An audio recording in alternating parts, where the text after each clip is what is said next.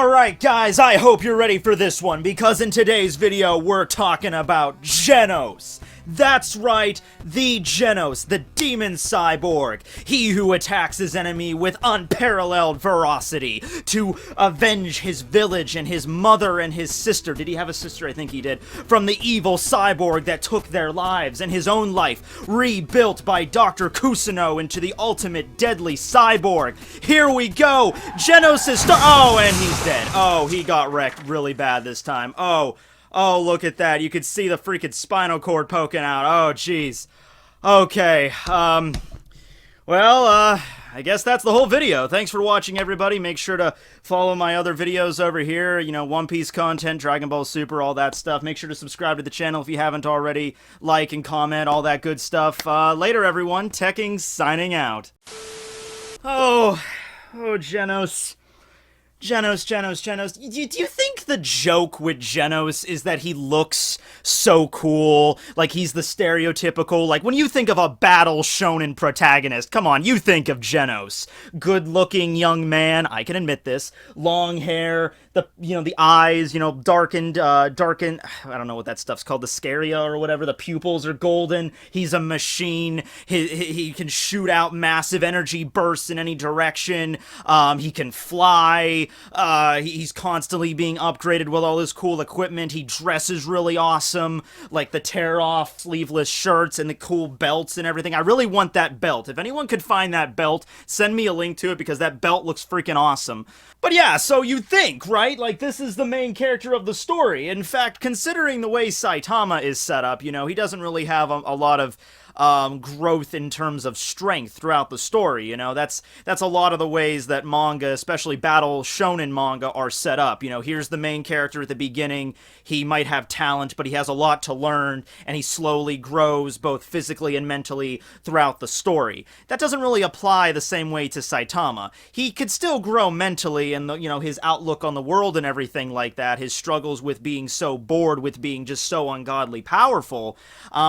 So that can be growth for Saitama, but in terms of strength, there's really nowhere for Saitama to go with that one. So in a lot of regards, you might be able to regard Genos in that light. He's the kind of the main character that we're going to see grow stronger and stronger throughout the story. He's the one that gets frustrated because he has a lack of power, especially since Saitama is his master, and he has all these other, he's part of the S-Class. He has all these other really strong characters in the S-Class, like Darkshine, and Metal Knight, and Drive Knight, and Watchdog Man, and all these guys. He has to contend with that, and that's something he truly feels inferior, that no matter how many times he gets rebuilt, no matter how many times he decides that, this is going to be the time, I'm going to take out the monster, I'm going to win the day, and he just keeps getting beaten down. Well, let's actually take a look at this, alright? Because when you actually break it down and look at all the fights Genos is in, he's actually won a few. It's not like he gets wrecked every single time he gets into a fight, but also times that he does get completely wrecked, it's either because of a mistake he himself makes, like going into it. He's a very rash, he's very hot-headed, and I think the fact that he's contending with all these other strong heroes, that's not helping that. That's only making it worse. I mean, like, imagine if you're playing a sport or something, like baseball, football, basketball, whatever you're into, and you're on a team and you're playing against an opposing team and you don't do too well. You, in particular, you're not doing so well, and so you get kind of hurt by that. You're like, now, I know I can do better. But instead of pacing yourself, you just immediately hit the gym and you work out constantly, and it's really doing more harm than good, and by the time you have the next match against the opposing team, you do even worse because you were pushing yourself way too hard. That's kind of the way I see Genos. He gets his ass kicked by a monster, and he's like, I can do better, come on, where's the next monster, there it is, and he jumps into it, and he just doesn't think about what the situation is. He's more worried about, I think, proving himself and proving that he can defend people and be a true hero, that's what he's supposed to be, but he's not taking enough time to really sit back and look at the bigger picture and everything like that. He's more focused about just, I need a victory. I need to put a victory up on my chart. But let's look at the characters. Let's look at the villains he's actually managed to defeat, all right? So the first one is Armored Gorilla. That was a straight-up victory for Genos. Armored Gorilla was one of the strongest members of the House of Evolution. He was actually the third strongest, right behind the Beast King and Carnage Kabuto. And so when he showed up at Saitama's place, Saitama goes to fight against the Beast King and all those other dudes, and Genos takes on Armored Gorilla, and he has, but only a few minutes, by the time Saitama dispatches the Beast King and Earth Dragon and everybody, Armored Gorilla is dead to rights. He's up against the wall, his mask is broken off, he's bloodied, and like, ugh, and Genos is holding his freaking incineration cannon point blank at his freaking gorilla face, and is like, I win. So that's a straight up victory right there. Like, that was one. G4, right after the alien invasion, kicking off the King arc, there was that giant regal robot thing with the cool cape and the giant buster sword, and it was threatening King, like, I am a member of the organization, I am here to test my battle protocol. And then, of course, King being King, King, he would have defeated G4 like that, but he had to go take a piss. It happens to the best of us, so he had to go run away and relieve himself so he would be a true test for G4's mettle. Genos and Saitama just happened to be walking by, and then Genos began fighting. He smacked that freak. He busted that Buster Sword up in like 0.2 seconds. That wasn't even a thing for Genos. Now, he did get pretty banged up in that fight, but considering G4 was like this battle-oriented robo designed by this secret shadow organization, considering the fact it had this giant exoskeleton and then like it's an eternal core which could fire off a shit ton of lasers, Genos got screwed over in that fight a lot. He got pretty damaged by the end of it, but he still managed to pull a freaking victory out on G4. Managed to even take some of the parts back to Dr. Kusuno and get an upgrade, so that was sweet. He won that fight there. But whenever we're talking about the fights that he actually managed to... And there was some other monsters in the Monster Raid arc that he just showed up and just eliminated. Look, let me tell you, if it's a wolf or a tiger level threat, Genos can handle that shit no problem. In fact, he did. Before he was even a member of the Hero Association, he was, taking out those kind of monsters no problem. I think the issue is, one, he's hot-headed. Number two, he's filled with revenge. He wants to get revenge for his village and his family. And also, he's young. He's only 19 years old. So after taking out a few monsters, by the time he ran into Mosquito Girl, who was a demon-level threat, probably the first demon-level threat he actually really faced, he almost got killed with Mosquito Girl. After Mosquito Girl went into her powered-up form, he was about to self-destruct if it wasn't for Saitama. But that's not really a good example because, she had like a powered-up form that Genos couldn't really see coming. But then you get the situation with the Deep Sea King. Genos shows up with his arms mode activated and he just blows freaking Sea King away. Giant freaking hell flame. But he doesn't seal the deal. He thinks like, all right, I win. And then immediately Deep Sea King shows up, rips off his freaking arm, and even Genos is like lying defeated. Not really defeated yet, but he's lying there missing an arm, just like, why do I never learn? Why don't you never learn? You admit this and you still make this mistake several times afterwards. Genos, like, come on. But hey, even with one arm, he still managed to hold his own against the Deep Sea King. But then the Deep Sea King kind of played dirty and spit that acid over at the girl. Genos shows up and blocks it, and he gets all melted. By the way, it's important to mention at this point that Genos, when he lost his original body, he seriously lost his original body. Like, the term cyborg is usually used, you're like part human, part machine. But I think when most people say the word cyborg, they're thinking like, half human, half machine, or like 60-40 or something like that. No, the only parts of Genos's body that are still like his original like flesh and blood body, his brain and his spine, I think that's it. Everything else is robotic. So with Genos, it is literally like, it's like 97% robot, like that's all you got here is just the brain and the spine. But yeah, that's all. Now, would Genos have been capable of defeating the Deep Sea King if he didn't, have to jump in front of that acid dip stuff in front of that girl?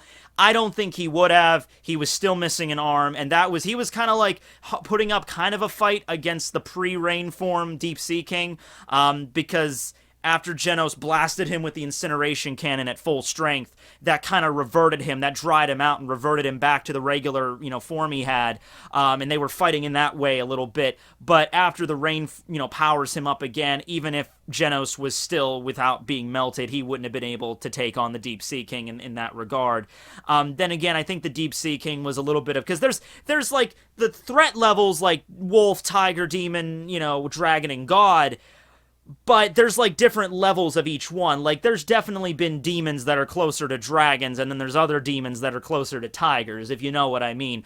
I would say the Deep Sea King was probably a threat that was toward the middle, maybe upper echelon, upper tier of demon-level threat, in that regard there. But like I said, in terms of, like, the lower levels, Genos can handle them no problem. You start getting up to demon-level threats, and he starts to overestimate himself, he starts to get a little bit too hot-headed, or getting overconfident. He manages to get the first shot out on them, and then he thinks like, oh, okay, everything's good from now on. During the monster raid arc, he was going around slaughtering monsters left and right. It wasn't even a concern. Awakened Cockroach gave him a little trouble, but even that fight he managed to win. Then he was kind of blindsided by Goketsu, who was a dragon-level threat. Really didn't have any chance there. And that's something else, too. Genos goes up against dragon-level threats a few times in the story so far, and he always gets wrecked.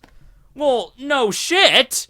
Like, come on now, are you really gonna look at Genos and be like, Genos went up against Elder Centipede, couldn't even manage to hurt the dude. Freaking wimp. Sucks. Come on, are you really gonna be the dick to do that? Are you really gonna be like, yeah, there's this freaking 100-story goddamn Elder Centipede that's encased in hard, shell that even Metal Knight couldn't break with his, like, Hellfire missiles. Genos is going up against this thing, giving it all it's got, this one little tiny cyborg, basically an ant in front of a dragon. That's actually a fair analogy there. And Genos manages to break a tooth, and to, blast his, like, ultimate helix incineration hexa cannon inside of the damn thing's internal organs, and it manages to get out of that relatively unscathed. Are you really gonna be the asshole that's gonna be like, oh, well, Genos, da-da-da-da-da-da. Pretty much only, like whenever, the Phoenix dude stated there's only 4 characters in the story that could go up against Elder Centipede. You had Blast, you had King, you had Tatsumaki, and you had Metal Knight. I believe that, if we're gonna trade out King for Saitama, obviously, but I believe that. Right? Like, come on, the dude was, like, huge. So, yeah, I think Genos did pretty good, all things considered there. Yeah, so, Genos... And you know what? This is more apparent in the Murata version, and I understand the Murata version is also written, like the storyboards are structured by One himself. The way I usually view this is that the original webcomic that One created, he didn't maybe take it all too seriously sometimes. He treated it maybe more of a gag perspective. Then when he started working in conjunction with Murata, and Murata is bringing all this really cool artwork to the table, maybe One thought, I have a second chance at this story now. Maybe I can make it a little bit more serious. Maybe I can do some more things, better than the way I introduced them in the webcomic. I could do this a little better. And I think one of the things that he chose is to make Genos' character development not a running gag. Like, oh, it's a running gag. He gets defeated all the time. No, it's something that really messes with him now. It's just like, I've lost and I've gotten destroyed so many freaking times. At this point, man, I need to do something, but I don't know what. And that's the sad thing. I think it was even admitted in one of the recent chapters, that's the hard limit of a cyborg. They are only as strong as the amount of tech and weapons that they carry. Maybe here's an idea. Genos mech. Dr. Kusuno creates a giant Gundam thing that Genos gets inside and pilots around. That would be cool! But yeah, that is the sad thing. That's the hard limit for the cyborg. I felt genuine sadness in the recent chapters for Genos. I felt for this dude because he gets wrecked by Goketsu, right? And he gets taken away to Dr. Kusuno's lab, and Dr. Kusuno works all throughout the night, tirelessly repairing Genos, adding some new tech to him, adding the new, spiral incineration cannon thing, the freaking, arm blades, which are in themselves just awesome, fixing that issue that Genos usually has from getting his arms and legs ripped off, every every single time he's like, one of the enemies just rips off his arm and he's like, crap, I have no arm. They fixed that finally. They just made them detachable. One of the first things I would have thought of, but alright. So yeah, when he's fighting Garo, that was an awesome scene where, you know, Genos actually has the upper hand against Garo, and everyone's expecting, okay, when's the turnaround? When's the part where Garo wrecks Genos' shit 8 Ways to Wednesday? And then you see the scene where Garo grabs Genos' arm and tries to mimic Watchdog Man's attacks. You're like, give me paw, and he rips off Genos' arm, and I'm like, there it is! But then it's like, oh wait, it's detachable! Jet arm! And then it launches Garo against a tree and suspends him with the wires, and I'm like, yes, okay, good! We're making progress here! And then he has the other thing, he gets sliced in half at the waist by Elder Centipede, and then he just reattaches himself and uses that jet drive arrow shit. That's what I'm talking about. That's some clever engineering there, Kusuno. Alright, good. Right, so there was like all that stuff that Dr. Kusuno put into Genos' like new modified form, and he shows up against Garo in the new outfit, he's looking cool. And then after he just gives everything he's freaking got, he breaks out all the stops against Elder Centipede. And what happens? He gets melted again, he gets split and, you know, barely able to stand up at this point. And all that work that Dr. Kusuno put into it was really, I mean, at the end of the day, like less than a few hours after he made those repairs, Genos gets wrecked again. And this was right after Dr. Kusuno went on this long tirade to Genos, giving him like basically a, you know, like a motivational speech, but kind of like acting like his coach. And like, come here, Genos, huddle up. You gotta calm down. You gotta understand your limits. Alright? You are a cyborg. You have awesome techniques in battle and all of that stuff. But you have limits, dude. Alright, you can't just go around and start picking fights with every dragon level threat you see. Immediately after this, what does Genos do? He picks a fight with a giant dragon level threat. You know, and it's sad. And like in the recent chapter, Genos is like sitting at Saitama's place repairing himself, like, you know, not in a very good way, kind of like a scrap repair kind of deal. But he even brings that up. He's like, Dr. Kusuno worked all through the night to fix me. How I could not go back to his lab now looking like this, considering what he just told me and everything like that. So there, character growth. Maybe that'll get it through your freaking metal skull, Genos. Next time you see a dragon level threat, it's okay for you to accept the fact you can't beat that. It's okay to look at the giant dragon centipede that can level an entire city in a matter of seconds and just be like, yeah, I can't fight that thing. Probably should go get help. It's okay, Genos. It's okay. Go get Saitama. Go radio for another S-class hero that can handle it. It's fine. All right, but that's not who you are. That's, you know, you're young and you're full of piss and vinegar or oil and transmission fluid. I don't know, but you know, something like that. And then at the end of the fight with Elder Centipede, Saitama appears, of course, and finishes the day and finishes the cleanup work. And Genos goes up to him, he's like, Master, what am I lacking? And Saitama's just power, I guess. And of course, that doesn't... Hey, he doesn't get discouraged, which might not be a good thing, but he doesn't get discouraged, you know? He had that little moment where he's like, I guess I can't protect anybody, but right back on his feet, like, all right, back at it. What am I lacking? Power? All right. I mean, he's a funny character, you know, especially with, you know, him doing the housekeeping duties at Saitama's place, his playoff with Saitama, how Saitama just kind of, you know, at first doesn't really want him around. Now you feel like they're kind of friends. But, you know, Genos really looks up to Saitama. Like, Saitama has, like, this inherent wisdom, and he just doesn't have that.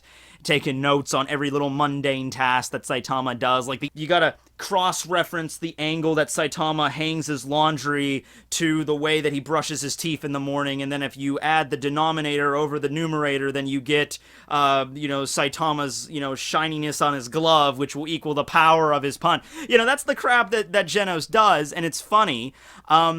You know, he's fairly popular amongst the Hero Association. Maybe it's that veracity, that idea that, you know, because it doesn't just go by strength or victories in the Hero Association. Popularity and the public image plays a big role in this too.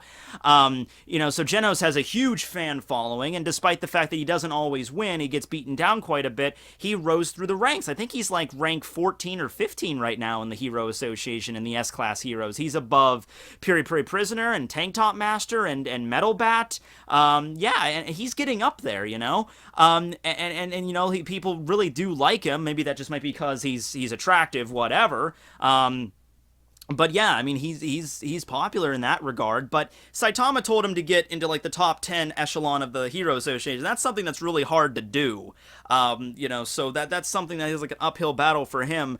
How they're gonna handle it going into the Monster Association in the upcoming arc, I have no idea how that's gonna go down. Especially since he's like repairing himself right now. Like he has like some, you know, extra parts and things, but he won't be able to repair himself the same way that Kusuno repairs him usually. So going into the Monster Association, we're probably not going to see too much of Genos. We're probably not going to see a moment with Genos where he's really going to... Because the Monster Association is, like, infested with dragon-level threats. You know, maybe there'll be some, like, mop-up duty that he could do with some, like, lower-tiered level monsters in the place. Depends on how they're going to make the changes to the manga. But, you know, Genos is not going to stand a chance against any of the high-ranking members of the Monster Association. Just no freaking way. It's not going to happen. Maybe you could have a team-up. Like, you could have Genos team up with some other S-classes, and maybe something will happen there, but who knows. Let's finish this out by talking about the evil cyborg that attacked his homeland and stuff like that. And I already made a video about this, discussing the organization and all that stuff. I think Dr. Kusuno, to kind of give you a summary, I think Dr. Kusuno has a relationship with Metal Knight in some regard with Beaufoy, whether that be, you know, they were former colleagues or something like that. The way that it's set up right now, we're looking at that Metal Knight is the one responsible for sending the evil cyborg to destroy the Genos' village, but for all we know, that could be a red herring. It could be, people are kind of dubious to look at Kusuno. People think maybe Kusuno is the evil guy that did some stuff in the past. You know, in that regard. There's even some theories I've heard where, like, you know, the whole story that Genos told Saitama, like, about his home getting destroyed by an evil cyborg that killed him, and then he got turned into one by Kusuno, they could flip that on its head. They could have this big thing where Kusuno is really this demented scientist, and he, you know, Genos died in some other way, or he kidnapped Genos and turned him into a cyborg, and Genos was the one that attacked his homeland. But, you know, Kusuno could just modify the memories or do something like that, or tell him something differently. I've heard theories about that. I don't really subscribe to those theories, but they're out there.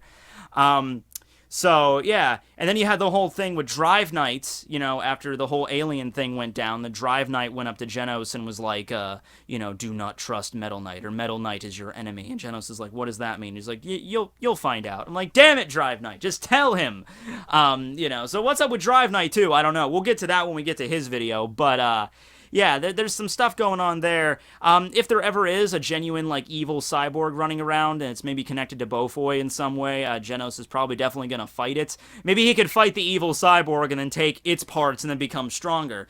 Because, yeah, I think Genos, you know, he would have to probably find some interesting technology to make himself truly give him a big buff. In the webcomic right now, and I know it's been forever since we got a new webcomic chapter, but in the webcomic it was stated that Genos feels fairly confident he could even take down a dragon-level threat, which I think is more overconfidence than anything, but it's out there, you know, so that's cool. He fought against Sonic. You know, it was kind of a stalemate with the fight against Sonic, and I think one even came out that if Genos and Sonic really fought all out, it would result in, like, a stalemate kind of thing, or maybe a draw, a very close victory. Because Genos is genuinely strong before he joined the Hero Association. Same with Sonic. Sonic could become an S-class hero very easily. It's just that there's a lot more that are stronger. It's kind of like a big fish in a small pond kind of thing with Genos and Sonic. They're both really strong in their own right, and they're very arrogant in their strength, and then they figured out all these S-class heroes that are just in a different world than they are. Genos will never be equal in terms of strength to, like, Tatsumaki. It's just not gonna happen. Tatsumaki has a skill set that's just it's way beyond something that Genos could do. But I think Genos definitely probably could get into the top 10 of the S-class. It's just that, same thing with Sonic. If he trained, he could get up to that level. But yeah, so those two are kind of on par right now, and that's sort of like parallels between the two, you know? Genos is obsessed with getting stronger, defeating stronger monsters, and Sonic is obsessed with defeating Saitama. And they both, in those regards, you know, are probably not going to be able to do that in the near future. I don't think Genos will ever be happy unless he finally takes down, like, a dragon-level threat under his own power. Sonic will never be happy unless he takes out Saitama under his own power. in that regard, Genos' goal is way more likely to occur than the Sonic's, but still not very likely in the near future. But anyway, that was Genos. I really like his character. He's pretty cool. He's got cool attacks. You know, the full-page spreads speak for themselves. It's really cool stuff. Thanks for watching, everybody. Make sure to follow these videos and subscribe for realsies this time. Let me know what you think about Genos below. The next S-Class video, I'm excited for this one. I'm really pumped. It's going to be about Zombie Man. Now, look, this one's going to be a really big webcomic spoiler thing in the next video, because we haven't really seen Zombie Man do really much of anything in the Murata comic. So, webcomic spoilers are going to be very abound in the next episode. But if you've read the webcomic, you know about Zombie Man, you know the stuff he can do, and I'm going to have a fun time. So, thanks for watching, everybody. Tekking101 signing out. Incinerate.